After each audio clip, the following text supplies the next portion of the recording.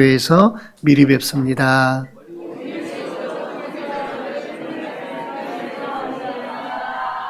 아멘. 한번 따라서 해볼까요? 신앙은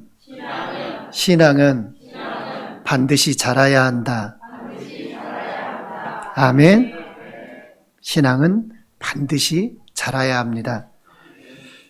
사람에게 태어남이 있듯이 신앙도 새로 태어남이 있죠. 그러나 신앙으로 태어났다고 해서 그 신앙이 완성되었다라고 하는 의미는 아닙니다. 어린아이가 태어나면 점점 키도 자라고 지혜도 자라고 자라야 하는 것처럼 신앙도 태어나면 점점 자라가야 합니다. 말씀은 우리에게 분명히 이렇게 이야기하죠. 로마서 10장 17절에 믿음은 들음에서 나며 들음은 그리스도의 말씀으로 말미암는다라고 했습니다.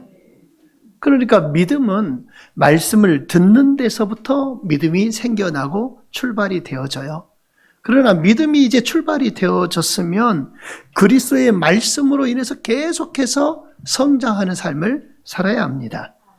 그래서 신앙은 한번 더 따라서 합시다. 말씀을 먹고 자라는 생명이다. 아멘. 신앙은 말씀을 먹고 자라는 생명이에요. 그러니까 살아있는 거예요. 계속해서 말씀을 먹어야 성장할 수 있는 것이죠. 오늘 본문은 우리에게 성숙한 삶에 대해서 말씀해 주고 있어요. 무엇이든 성숙이 없고 자라가는 것이 없다면 그것은 죽은 것입니다. 저희 집에 고구마가 있는데 고구마가 저희 동기 목사님이 모임에 갔더니 고구마를 많이 가지고 와서 동기들에게 다 나눠줬어요. 그런 동기들이 이렇게 나눠줘서 집에 고구마를 가지고 왔는데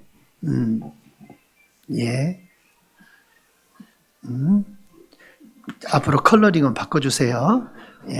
컬러링은 찬양으로 바꿔주시면 좋겠습니다. 그래야 더 은혜롭잖아요. 고구마를 이렇게 나눠줘서 갖고 왔는데 그 고구마를 집에서 먹어보니까 저는 잘 안 먹거든요. 근데 사모님이 고구마 먹을 때마다 고구마가 맛이 하나도 없어요. 고구마가 맛이 하나도 없어요. 나보고 어쩌란 말이에요. 나는 고구마를 그러면 사다 줄까요? 그러면 그건 거부하고 아니 있는 거 먹어야지. 근데 먹으면서 맛없대요. 왜 먹은가 모르겠어요. 그렇죠. 맞아. 아까우니까 주셨는데 아까우니까 먹는데 근데 고구마 색깔이 어쩜 그렇게 안 이뻐. 쌀만 쪄놨는데도 이렇게 쪼개보면 고구마 색깔이 꼭 그 상한 색깔 같은 거 있잖아요. 그 희끄무리 비스무리 막 그런 거 있잖아요. 맛이 없게 보여요. 보기에도. 그러면서 꼭 입으로 사모님이 꼭 한 말씀 해요. 뭐라고 말하냐. 숙성되지 않아서 그런 것 같다고. 알기는 잘 알아요. 숙성되지 않아서. 모든 것이 다 숙성이 돼야 맛있잖아요. 우리 그리스도인들도 마찬가지예요. 성숙해지지 않으면 신앙인의 맛이 안 나요. 신앙생활 오래 한 것하고 아무런 상관이 없어요. 이거는 20년 30년 신앙생활 했다고 해서 사람이 막 성숙해지는 게 아니에요. 여전히 50년 60년 70년 그렇게 돼도 살아도 인생을 살아도 성숙한 사람이 된다라고 하는 건 그냥 나이만 먹어서 되는 게 아니에요. 연수가 그걸 결정해 주는 게 아니거든요. 믿음 생활도 마찬가지예요. 신앙생활을 20년 30년 했다? 그러면 다 믿음 안에서 성장하고 성숙해야 하잖아요. 그런데 그렇지 않다라는 거예요. 성도들에게는 이 살아있는 생명의 성장이 있어야 합니다. 그렇지 않으면 죽은 거예요. 제가 예전에 여수 오동도에 가서 동백 씨앗을 주워온 적이 있었어요. 씨앗이니까 심으면 나겠다 싶어서 땅에다 묻어놨는데 안 나더라고요. 싹이 안 트더라고요. 나중에 파보니까 그대로더라고요. 왜요? 그건 열리지가 않아요. 트지가 않아요. 이미 베린 거예요. 오래 뒀는데도 여전히 그 모습이었어요. 성숙한 삶이 이루어지지 않으면 결국 그렇게 죽어 있는 채로 그대로 있는 거예요. 성도들에게 있어서 바로 이 성숙함이 있어야 합니다. 우리의 삶이 예수 그리스도 안에서 자라가도록 오늘 본문은 우리에게 격려를 하고 있죠. 칼빈은 기독교 강요에서 우리 기독교인의 삶은 끊임없이 예수를 향해 진보하는 그런 성장의 여정이다라고 말했습니다. 예수님을 향해서 끊임없이 진보해야 된다라는 거예요. 그 주님도 말씀하시죠. 예수를 닮으라고. 바울 사도도 말하죠. 예수를 닮으라고. 늘 우리에게 이야기합니다. 예수 닮는 삶을 살라고 이야기하죠. 그러나 현실의 교회 안에서는 시간이 지나도 여전히 성숙하지 못하는 그런 삶을 살아가는 지체들이 있습니다. 왜 그럴까요? 신앙은 저절로 자라지 않기 때문이에요. 아이들은 태어나면 음식을 섭취하고 하면서 이렇게 저절로 막 자라요. 그런데 신앙은 결코 저절로 자라지 않아요. 하나님은 하나님의 자녀와 하나님의 백성들의 그 성장을 의도적으로 말씀하십니다. 그리고 오직 말씀으로 성장되어져야 된다고 말씀하지요. 그런데 오늘 성경에 보니까 성장을 가로막는 것들을 버려야만 된다라고 말씀하고 있어요. 베드로는 이 소아시아에 고난받는 성도들에게 상처받고 혼란스럽고 믿음이 흔들릴 그때야말로 말씀으로 돌아가야 된다라고 이야기합니다. 말씀을 사모해야 된다. 말씀으로 자라나라라고 우리에게 권고하고 있지요. 그것이 오늘 우리에게 주시는 하나님의 말씀입니다. 오늘 우리에게 주신 이 하나님의 음성을 저와 여러분 모두가 들으실 수 있기를 주의 이름으로 축원합니다. 1절, 2절에서 보면 우리는 두 가지를 찾아볼 수 있는데, 하나는 성숙함을 저해야 하는 그런 요소들이 있고, 또 다른 하나는 성숙하게 만드는 방편이 오늘 말씀 안에 기록이 되어 있어요. 신앙의 성장에 관해서 예수님의 제자들 가운데서 가장 실감나게 모델 삼아서 교훈할 수 있는 대표적인 제자가 누구입니까? 베드로죠. 이 베드로는 아주 실감나게 성장과 실패에 대해서 말할 수 있는 인물이에요. 베드로처럼 자주 넘어지고, 베드로처럼 자주 실패하고, 베드로처럼 자주 침체 속에 빠졌던 제자도 없을 겁니다. 그런데 이런 신앙의 모든 여정을 거쳤던 베드로가 우리의 신앙의 성숙함 가운데 얼마나 중요한가 우리는 잘 봐야 합니다. 그래서 이 베드로는 베드로 전후서를 끝마치는 베드로서 3장 18절에 뭐라고 말씀하냐면, 우리에게 간곡하게 당부하기를 오직 우리 주 곧 구주 예수 그리스도의 은혜와 그를 아는 지식에서 자라가라. 자라가라. 영광이 이제와 영원한 그날까지 그에게 있을지어다 라고 축복하며 우리의 신앙이 자라가야 된다라고 말씀하고 있어요. 베드로 사도가 마지막 최후에 우리에게 부탁한 것은 자라가라라는 것입니다. 참으로 우리의 신앙은 자라가야 합니다. 신앙의 성장이 되어지는 삶을 살아야 합니다. 자라지 않으면 안 됩니다. 그러면 신앙이 자라가고 성숙하기 위해서 어떻게 해야 할까요? 오늘 본문 말씀에 보면 신앙 성숙을 위해서 해야 할 세 가지의 일이 있다는 것을 우리가 볼 수 있죠. 하나는 버리는 것이고, 두 번째는 사모하는 것이고, 그리고 세 번째는 자라가는 것입니다. 버리고 사모하고 자라가라는 거예요. 먼저는 버리라고 말하죠. 그러면 버린다라고 하는 것은 성장하기 이전에 먼저 제거해야 될 것들이라는 거예요. 자라가기 이전에 먼저 제거해야 될 것들, 그것이 바로 5가지가 오늘 본문 1절에 기록되어 있죠. 이 버린다라고 하는 말은 헬라어로 군인이 자기의 무거운 그 군장을 벗어 버릴 때 쓰는 말이에요. 군대를 다녀오신 우리 남자 성도님들은 다 군장을 다 매보셨을 거 아닙니까? 군장을 매면 군장이 그것이 기본 20kg는 돼요. 그걸 20kg를 메고 몇십 킬로 행군도 하고 그렇게 다니죠. 우리 여성분들, 남자분들 고생 많이 했어요. 군생활 하면서요. 예. 그걸 메고 걷고, 그걸 메고 훈련하고, 그걸 메고 총 들고 다니고. 그런데 이 벗어버린다라고 하는 표현이 뭐냐면 이 군장을 벗어버리는 거예요. 대부분 우리 남자들은 다 그렇죠. 군장 벗을 때 군장 착 벗어가지고 예쁘게 노는 사람 아무도 없습니다. 예, 속에 깨질 거 하나도 없거든요. 그러니까 군장 벗을 때 어떻게 벗어요? 그냥 던지듯 벗어버려요. 예, 그게 벗어버린다는 의미예요. 이 의미가. 조용히 조심히 하나하나 꺼내 놓는 게 아니라 확 벗어버리는 거예요. 확 제거하는 거라는 거죠. 이걸 버린다라고 하는 말이에요. 조금 내려놓는 것이 아니라 완전하게 벗어버리는 행동. 개혁주의 해석가들은 이 5가지 죄를 뭐라고 이야기하냐면 특별히 칼빈은 이렇게 말합니다. 성장을 가로막는 옛사람의 찌꺼기라고 그렇게 말합니다.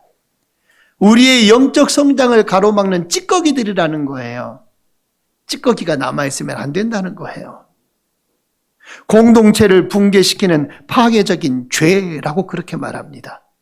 그게 바로 이 5가지라는 거예요. 공동체를 파괴시킨다는 거예요. 먼저는 오늘 성경에 이렇게 말하죠. 2장 1절에 그러므로 모든 악독과 라고 그렇게 말합니다.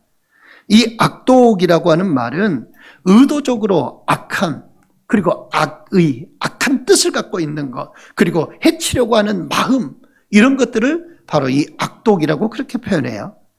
다시 말하면 인간의 타락한 본성에서 흘러나오는 근원적인 악함이라는 것이죠. 아담의 타락 이후에 모든 인간은 자기 중심적인 악한 뜻을 따라 살아갑니다. 우리가 하나님을 믿는 하나님의 자녀라고 하면서도 하나님이 기뻐하신 뜻을 쫓아가고 하나님이 사랑하시는 주님의 몸된 교회를 사랑하고 섬겨 살아가는 그런 삶을 산다고 하지만 아차 잘못하면 자기 중심적인 사고를 갖게 되면 결국 악한 뜻으로, 악한 마음으로 그렇게 행하는 바가 되고 만다라는 것이죠. 한번 따라서 합시다. 내 중심 버리고 예수 중심으로 살자. 다시 한번 내 중심 버리고 교회 중심으로 살자. 한 번만 더 따라할까요? 나는 아무래도 괜찮다. 나는 아무래도 괜찮다. 주님께만 영광이 되면 된다. 아멘. 우리는 아무렇게나 돼도 상관이 없어요. 하나님께만 영광이 되면 돼요. 우리는 우리 중심으로 살 것이 아니라 교회 중심으로, 그리고 하나님의 자녀의 삶으로 살아야 합니다. 세상 속에서 여러분들이 구현하고 싶은 것들을, 모든 것들을 다 구현하며 사세요. 그렇지만 교회 안에서는 여러분들의 뜻과 여러분들의 모든 것들을 구현하는 장소가 아니라는 겁니다. 오직 이곳은 하나님의 영광만 드러나야 되는 곳이에요. 철저하게 우리 자신들은 다 감춰져야 되는 곳이에요. 내가 드러나면 안 돼요. 모든 악독을 버리라고 했습니다. 아담의 타락 이후에 모든 인간은 중심을 자기 따라서 살아가지만, 그러나 예수님은 십자가에서 악한 원수 마귀의 최종의 마지막 공격까지 받으셨고 그 모든 악함을 주님이 다 짊어지셨습니다. 우리의 악함을 다 짊어지셨고 연약함도 다 짊어지셨지요. 그리고 성도에게 새 마음을 주셨습니다. 또 버릴 것은 모든 기만과라고 말하죠. 기만. 개역 한글 성경에서는 괴휼이라고 그렇게 표현이 됐습니다. 헬라어로 돌로스라고 말합니다. 이것은 속임수, 기만, 거짓, 잔꾀. 신약 성경에서는 이 단어가 주로 어디에 쓰임 받았냐면 사탄이 속이는 일에 대해서 이 단어가 많이 쓰였습니다. 예수님을 잡으려던 종교 지도자들의 음모에 사용됐던 단어가 바로 이 기만이었습니다. 괴휼인 것이죠. 사탄은 에덴에서부터 이미 속이는 뱀으로 등장을 하죠. 기만하는 뱀으로 등장합니다. 그러나 예수님께서는 그 입에 거짓이 없으셨다라고 오늘 베드로전서 2장 22절에도 말씀합니다. 예수 그리스도는 성실과 진실하심으로 우리의 모든 기만된 것을 다 덮어버리셨습니다. 그러니까 주님이 덮어버린 이 기만이 우리 안에서 나오면 안 된다는 것이죠. 또한 우리는 외식을 오늘 버리라고 말합니다. 이 외식이라고 하는 말은 본래 마스크에서 유래된 말이에요. 우리 박정선 장로님 마스크 쓰고 계시지만 얼굴을 다 드러내고 다니면 저 멀리서 봐도 우리 장로님이네 알 수 있을 거예요. 그러나 여기만 딱 가리니까 어때요? 저 멀리서 봐도 장로님이 잘 몰라요. 예. 그 배우들을 보면 우리 마스크를 쓰는 그런 그 배우들 많이 보죠? 그 안에 누가 연기하는지 복면가왕 보셨죠? 누가 노래 부른지 어떻게 알아요? 몰라요. 그 사람이. 아주 특별한 음색을 가지고 있으면 알겠지요. 그냥 들었을 때. 그러나 그렇게 마스크를 쓰고 등장하면 알 수가 없어요. 그게 바로 외식이라는 거죠. 가면을 쓴 배우, 겉과 속이 다른 상태. 이것은 자기의 진실을 가리고 위장하는 것을 말합니다. 여러분, 저나 여러분은 과연 위장하는 삶을 살고 있지는 않습니까? 우리 자신은 하나님 아버지 앞에서 나를 위장하고 포장하고 살지는 않느냐. 사람 앞에서도 위장하고 포장하면 모른다고 그러잖아요. 저 사람이 누구인가? 몰라요. 알 수가 없지요. 하나님 아버지 앞에서 모든 것을 다 하나님이 다 아시는 분이신데 아버지 앞에서 위장하고 할 것이 없죠. 모든 것은 아버지 앞에 진실됨으로 나타내는 삶을 살아야 합니다. 외식을 버리지 않으면 오늘 성경 속에 성장할 수 없다는 거예요. 자라갈 수 없다는 거예요. 예수님께서는 이 외식함을 가장 강하게 책망하셨죠. 마태복음 23장에 보면 외형적으로 얼마나 외식하는 자들이 잘 꾸미고 있었는지 모른다라고 주님은 말씀합니다. 그들은 거룩한 예복을 입었습니다. 그러나 속은 썩어 문드러졌다고 주님 말해요. 겉만 꾸몄다는 거예요. 마치 회칠한 무덤 같다라고 그렇게 외식하는 자들을 향해 주님이 말씀합니다. 여러분, 무덤은 어떻습니까? 안에는 뭐가 가득합니까? 썩은 것이 가득한 것이고 냄새나는 것이 가득한 것이고 보이지 않아 보면 그냥 너무 혐오스러울 만한 것이 가득한 것이 무덤 아니잖아요. 그게 외식하는 자의 본 모습이라는 거예요. 겉으로만 하얗게 회를 칠했다고 해서 깨끗해지는 것이 아니에요. 이처럼 위장하는 것을 가리켜 외식하는 사람들이라고 성경은 지적을 합니다. 이 외식을 버려야 사도 베드로가 말하기를 우리가 성장할 수 있다라는 거예요. 자라갈 수 있다라는 겁니다. 왜냐?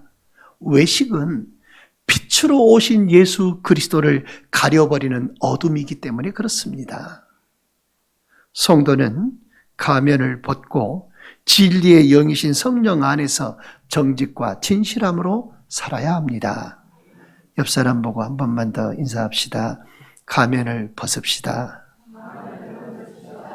예. 다시 한번요.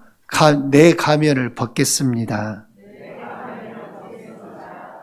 여러분, 우리의 가면을 벗어야 합니다. 사람 앞에 벗으려고 노력하지 말고 하나님 아버지 앞에서 여러분이 쓴 가면들을 다 벗으시기를 바랍니다. 이미 우리의 실체는 하나님이 다 아시잖아요. 나의 실체는 다 아셔요. 내가 무슨 생각을 하고 사는지, 내가 어떤 마음을 품고 사는지, 내가 어떻게 사람을 대하는지, 내 입술로 어떤 말을 하는지 하나님은 다 아시잖아요. 다 아시는 하나님 아버지 앞에 감출 것이 뭐가 있고 가면을 쓸 것이 뭐가 있습니까?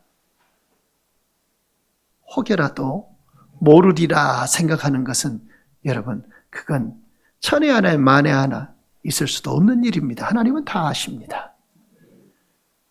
우리의 위장된 가면을 벗어야 합니다. 벗고 주님 앞에 정직과 진실로 서야 합니다. 오늘 성경은 또 하나 말하죠. 네 번째 버릴 것이 뭐냐? 시기를 버리라고 말합니다. 다른 사람을 보고 마음이 상하는 질투. 이게 바로 시기라는 거죠. 고대 문헌에서는 이 시기가 뭐냐면 영혼을 썩게 만드는 독이라고 그렇게 말했습니다. 영혼을 썩어버리게 만드는 독이라는 거예요. 이 시기는 뭐냐? 하나님의 주권을 인정하지 아니하는 마음이 시기예요. 하나님의 주권과 하나님의 섭리를 인정하지 않는 겁니다. 여러분, 그러나 하나님은 십자가 안에서 우리를 하나님의 자녀 삼으셨습니다. 그 하나님 사랑 안에 있는 사람은 시기할 이유가 없는 겁니다. 질투할 이유가 없는 겁니다. 미워할 이유가 없는 겁니다. 미움, 다툼, 시기, 질투 다 버리고 오직 예수만 보시기를 바랍니다.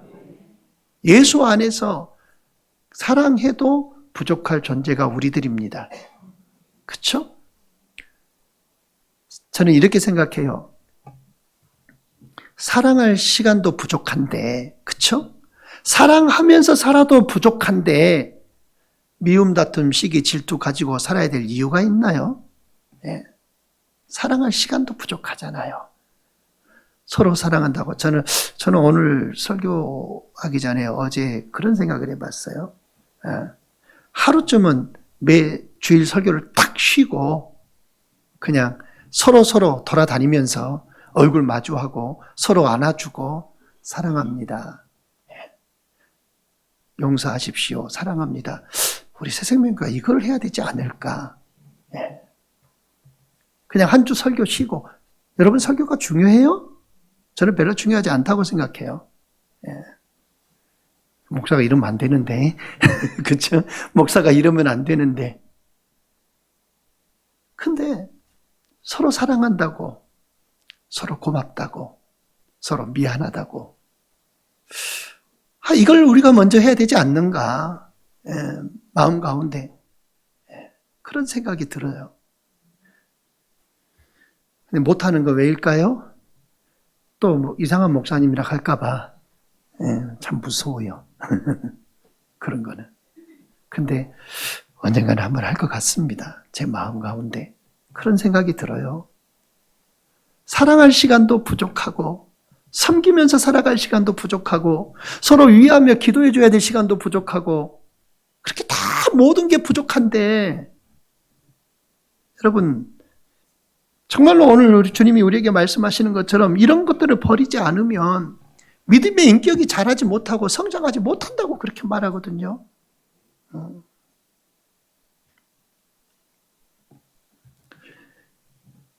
여러분 잘할 수 있기를 바랍니다. 성장하실 수 있기를 바랍니다. 하나 더 버릴 것은 비방의 말을 버리라고 말합니다. 비방의 말. 비방이다라고 하는 것은 뒤에서 중상, 모략하는 말이라는 거죠. 험담하는 말, 파괴적인 말. 이 중상이라고 하는 것은 뭐냐면 때려서 부상을 입히는 것, 이게 중상이에요. 그러니까 중상 모략 하는 것은 모략을 통해서 그 사람을 때리고 부상을 입히는 거. 그게 중상이라고 말해요. 이걸 버려야 된다라고 말합니다. 이 비방이라고 하는 말은 두 가지 단어가 결합이 된 거예요. 어떤 단어가 결합이 됐냐면 뭐뭐 아래서 또 뭐뭐 뒤에서 그 말과 그리고 뭐뭐 말, 무슨 말이라고 하는 것이 두 가지가 결합이 된 말이 바로 이 비방이라는 말이에요. 다시 말하면 다른 사람의 명예나 가치를 손상시키는 말을 뒤에서 하는 것이 비방이다라고 그렇게 말하고 있습니다.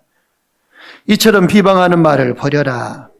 구약의 지혜서에서 다시 말하면 시편과 잠언에서는 이 비방이 하나님이 가장 싫어하는, 가장 미워하는 죄로 지혜서에는 등장하고 있다는 말이에요. 싫어하신다. 그러면 이 비방하는 말들은 누가 누구를 위해서 하냐 그 말이에요. 지체가 지체를 위해서 하는 말이다라는 거예요. 믿지 않는 사람을 향해 하는 게 아니라 성경은 누구를 위해 주신 말씀입니까? 하나님의 자녀들을 위해 주신 말씀이잖아요.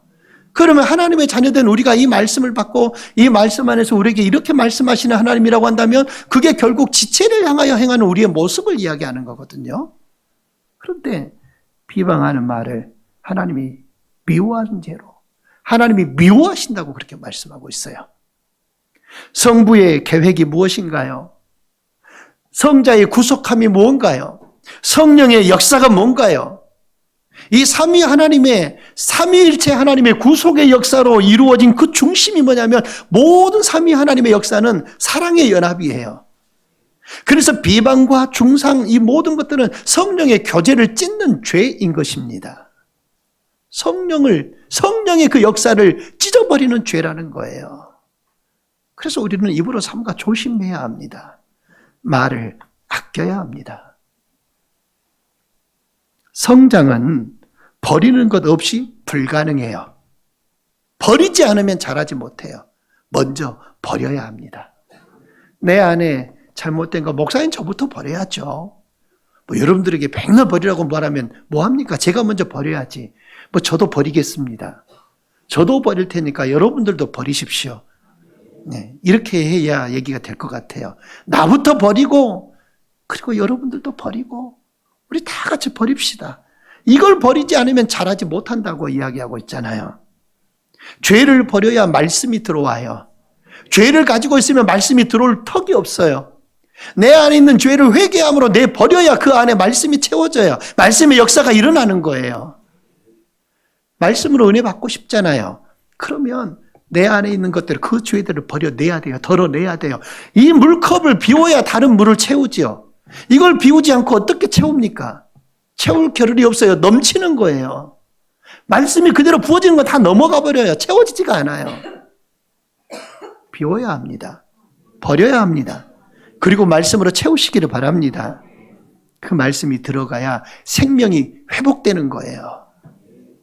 우리 그리스도인들은 영광스러운 하나님의 가족이죠. 한 구성원이죠. 우리는 한 가족입니다. 새 생명 한 가족입니다. 한 가족이면 한 가족답게 살아야죠. 그렇죠? 가족답게 살아야죠. 하나님은 우리의 아버지고 우리는 그분의 자녀고, 그러나 이 자녀의 아름다운 교제가 파괴되고 인격의 성숙함이 저해되는 것, 그것이 뭐냐? 바로 이 5가지 죄가 그렇게 된다라는 거예요. 악독, 기만, 외식, 시기, 비방하는 말, 이런 것들 때문에 참으로 풍성하고 아름다워야 될 그리스도인의 교제가 깨진다는 것입니다. 이건 교제만 단절시키는 게 아니에요. 우리 자신의 개인의 성장도 막아버려요. 내가 잘하는 것도 막아요. 내 성장을 파괴시켜버려요. 그래서 베드로는 이런 것들을 버려라 라고 말씀했던 겁니다. 그리고 또 하나 더 말하기를 사모하라고 말합니다. 사모해라.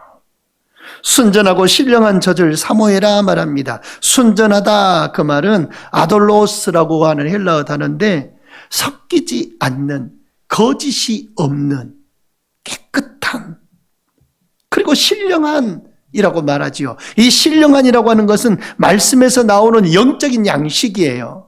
그러니까 순전하고 신령한 젖을 사모해라, 그 말은 하나님의 말씀 가운데서 나오는 그 영적인 양식인 그 순전하고 깨끗한, 섞이지 않는 그 말씀으로 너희의 모든 것 심령을 채우라고 말합니다. 사모하라고 말하고 있어요. 어린 아기들은 어때요? 의도적으로 태어나면 엄마의 젖을 찾잖아요. 그렇죠? 그냥 가까이 있으면 입가에다가 손만 이렇게 대면 어때요? 막 손이, 얼굴이 돌아가잖아요. 입으로 빨려고. 사모하는 마음이에요. 그게 본성이에요. 말씀이 성도의 생명의 양식입니다. 출애굽에서 하나님은 만나로 이스라엘 백성들을 매일매일 먹이셨잖아요. 하늘 만나로 매일매일 먹이셨는데 그 목적이 무엇인가요? 만나를 주신 목적이 뭐죠? 안 주면 죽으니까? 생존하게 하기 위해서? 예? 그건가요? 아니요. 하늘 만나를 내려주신 목적은 뭐냐면 하나님을 알게 하는 것이었습니다. 하나님을 알게 하는 것. 너희들의 모든 것들을 책임지고 영적, 육적 그 모든 삶들을 인도하는 분은 나 여호와라고 하는 사실을 알게 하기 위해서 하늘 만나를 주신 거예요. 하나님을 알게 하는 것. 사람이 떡으로만 살 것 아니요 여호와 입에서 나오는 모든 말씀으로 살 것이라고 했습니다. 예수님께서 광야에서 이 말씀을 인용하시면서 말씀만이 생명의 양식이라고 선언을 하시잖아요. 성도에게 주시는 영적 만나가 바로 이 기록된 말씀입니다. 왜 말씀을 사모해야 합니까? 말씀은 우리를 거듭나게 하는 능력이기 때문에 말씀을 사모해야 합니다. 성령을 통해서 생명을 받은 사람이 계속해서 새 생명의 삶을 누리는 것이 말씀입니다. 또한 말씀은 우리의 영혼을 자라게 하는 유일한 양식이죠. 그래서 성경에서는 말씀을 뭐라고 비유하냐면 젖이라고 비유하고 떡이라고 비유하고 고기라고 또는 신이라고 꿀이라고 이렇게 비유를 해요. 왜? 그 모든 것들이 그 사람을 살게 하는 것이라는 거예요.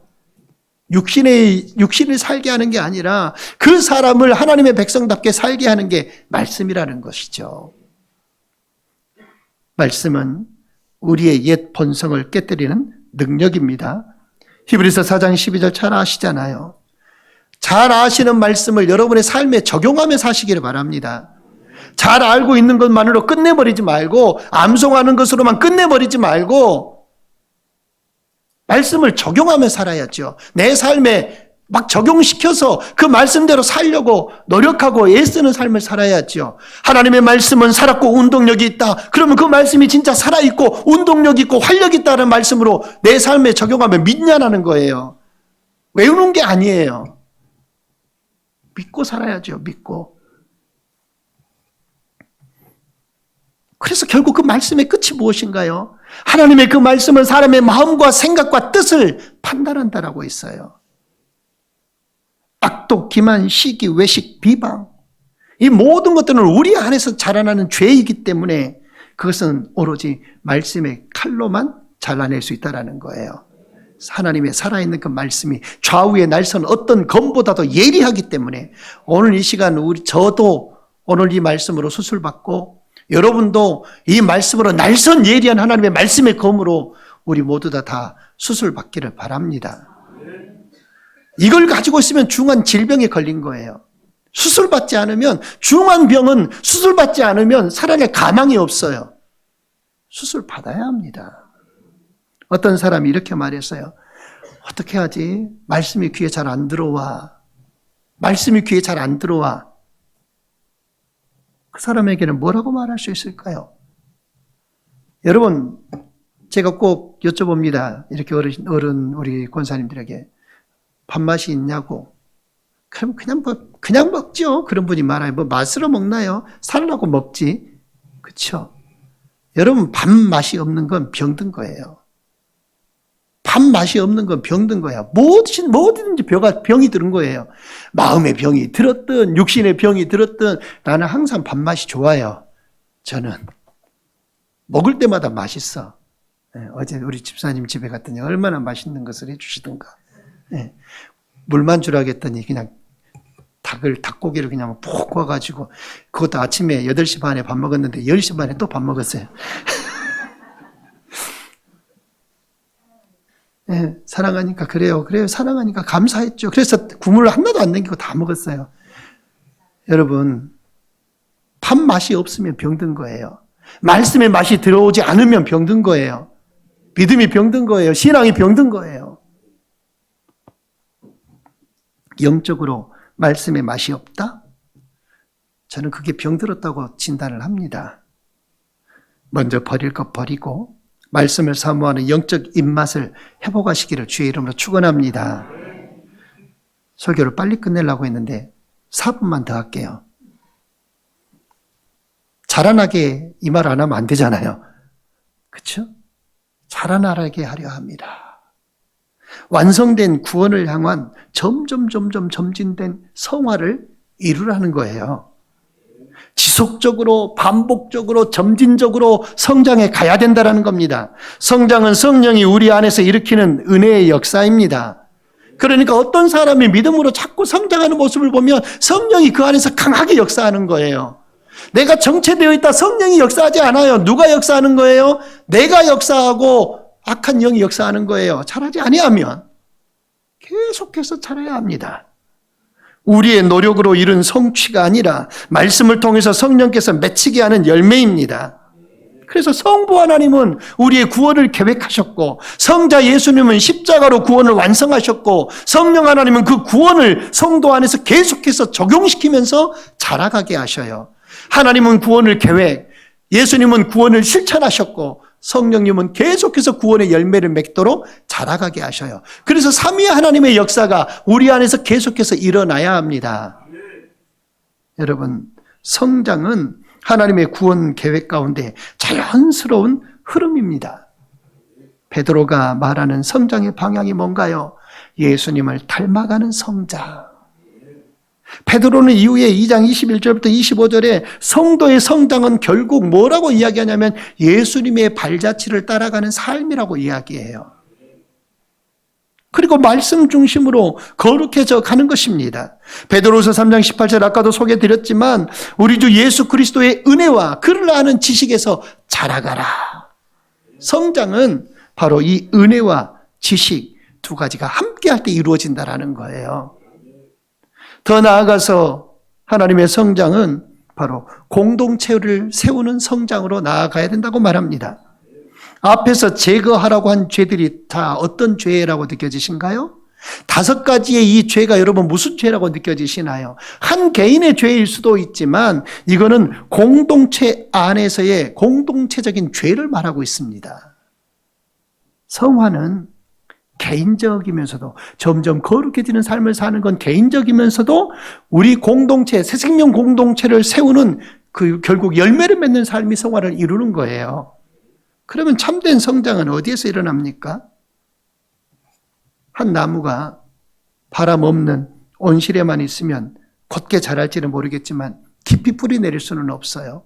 바람도 맞고 비도 맞고 풍파도 맞아야 더 깊이 쓰러지지 않으려고 더 깊이 뿌리 내리면서 자라는 거죠. 성장도 마찬가지입니다. 고난과 시련과 관계의 아픔 속에서 말씀의 뿌리를 내려야 든든히 자라는 것입니다. 3절에 우리 3절 다 같이 한번 여러분 성경 함께 한번 읽어보십시다. 3절 시작. 너희가 주의 인자하심을 맛보았으면 그리하라. 1절 2절 말씀처럼 너희가 주의 인자하심을 맛보았냐? 그러면 그렇게 해라. 그리하라 말하고 있습니다. 베드로는 마지막에 이 시편 34편 8절 말씀을 인용해요. 너희가 주의 인자하심을 맛보았다면, 사랑하는 여러분, 여러분은 주의 인자하심을 맛보셨습니까? 그러면 그리하시길 바랍니다. 말씀대로. 성화와 성장, 이 모든 동력은 단순한 결심이 아니에요. 내가 결심했다고 해서 다 되는 게 아니에요. 주의 인자하심을 날마다 맛보아야 된다는 겁니다. 한 번 은혜를 맛보면 다시 은혜를 갈망하고, 말씀을 맛보면 다시 말씀을 찾고, 주님을 경험했으면 다시 주님을 사모하고, 그걸로 끝이 아니라, 말씀의 은혜를 맛보았으니까 끝, 이게 아니라 더 말씀의 은혜를 맛보았으면 또 말씀의 은혜로 그렇게 나아가라는 거예요. 사랑하는 여러분, 버립시다. 사모합시다. 그리고 자라갑시다. 이것이 바로 오늘 우리에게 말씀하신 예수님을 닮아 성숙하게 된 성도의 삶이에요. 주님 닮아가는 저, 그리고 우리 모든 성도들 다 되실 수 있기를 예수님의 이름으로 간절히 축원합니다. 기도하겠습니다. 주님, 나에게 혹여 버리지 아니하는 죄가 무엇입니까? 혹여 그것 때문에 공동체가 아버지 하나님 연약한 모습을 갖지는 않습니까? 내 영혼은 주의 말씀을 사모합니까? 혹 내 그 사모하는 것을, 말씀을 사모하는 것을 막아버리는 것은 무엇입니까? 나는 과연 올 한 해 예수님 안에서 얼마나 주님 닮은 성장을 이루었습니까? 말씀 앞에 정말로 피할 수 없는 진실한 회개를 하는 우리입니까? 주님, 우리 안에 있는 악독과 우리 안에 있는 기만과 우리 안에 있는 그 외식과 시기와 비방의 모든 하는 말들, 그 죄악들을 벗어버리게 하시고 주의 말씀을 순전한 저주로 사모하며 그 말씀이 내 삶에 열매 맺는 삶을 살아가게 하여 주시옵소서. 성령께서 우리를 그리스도의 형상을 따라 자라가게 하시고 주의 인자하심을 맛보아서 더욱더 주님을 따라가는 성도로 세움받게 하여 주시옵소서. 우리의 연약함들을 내려놓고 오직 주의 일하심만을 바라보며 주님의 신실하심을 우리의 삶 가운데 드러내는 삶을 살게 하시옵소서. 예수님의 이름으로 간절히 기도드리옵나이다. 아멘.